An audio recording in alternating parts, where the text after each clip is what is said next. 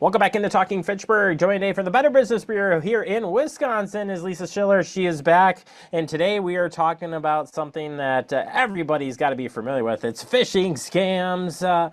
You get them in text messages, you get them in private, you just get them all the time. So where do you even begin, Lisa? There's just so many phishing scams out there. Yeah, and I don't think any of us are immune.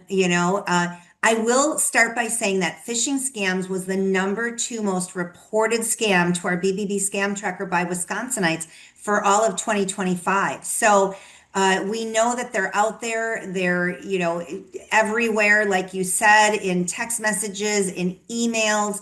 Um, I think we have to be aware of them because there's nothing we can do really to stop them. Some of them come in the form of prize offers. What we're seeing recently is that they're coming in the form of threatening punishments or even arrests.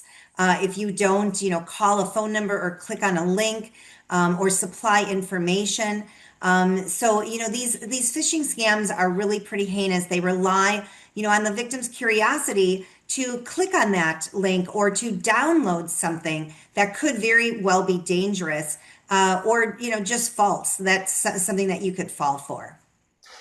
So how do we avoid them? Because I think that's like the key here is just how do you avoid phishing scams? And that's probably a loaded question because they're difficult. They just come in, like I said, so many different varieties. But what's one area we could start with?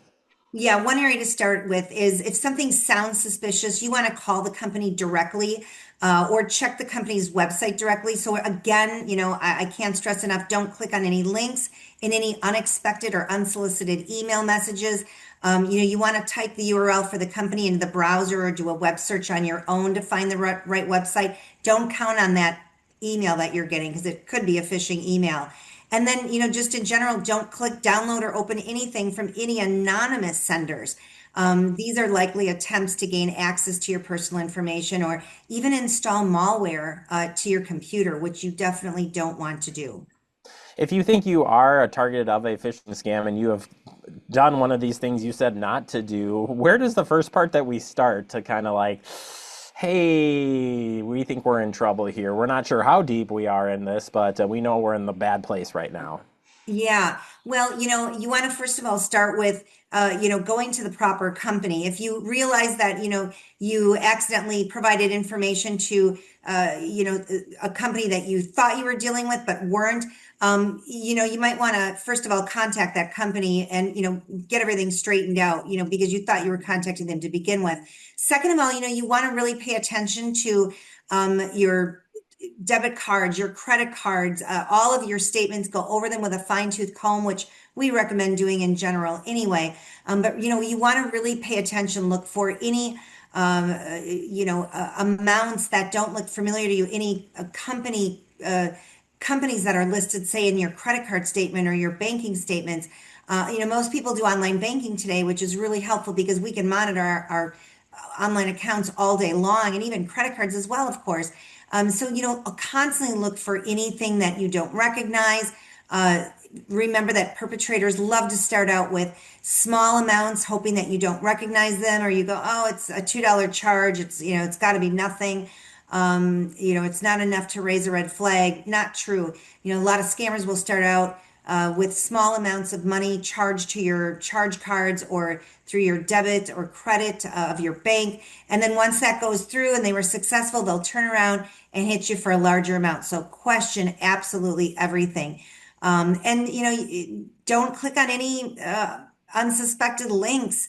Any emails that you get, and you take a step back and go, oh, I wonder why I'm getting this email. Don't click on any links at all within those emails. And finally, you said Wisconsinites have been reporting this, which is really cool, and that's really important. But for somebody who's like, I get like 20 of these a day, how, Lisa, am I supposed to report these? Yeah, well, you can report them to the Better Business Bureau scam tracker. That's a good start. It gives us an idea of what's going on. We can, get the word out like we're doing right now, such as phishing scams being number two. So it's very, very common. Especially, and a good example is for the last month or so, we've been receiving a large amounts of reports to our BBB scam tracker by Wisconsinites and by people throughout the country in general reporting to the BBB that they're getting contacted by what they believe it to be a process server. And the scammer will say, that they've committed a crime and they may be a local police department or acting with a local police department. They could be prosecuted. They could be arrested. People are reporting lately that they're getting information that someone's going to come to their home. And luckily, people are not believing this. They're reporting it. But, things go highly underreported. So I wonder about the people that, may be falling for it and, offering the money, giving personal and financial information to these unknown actors.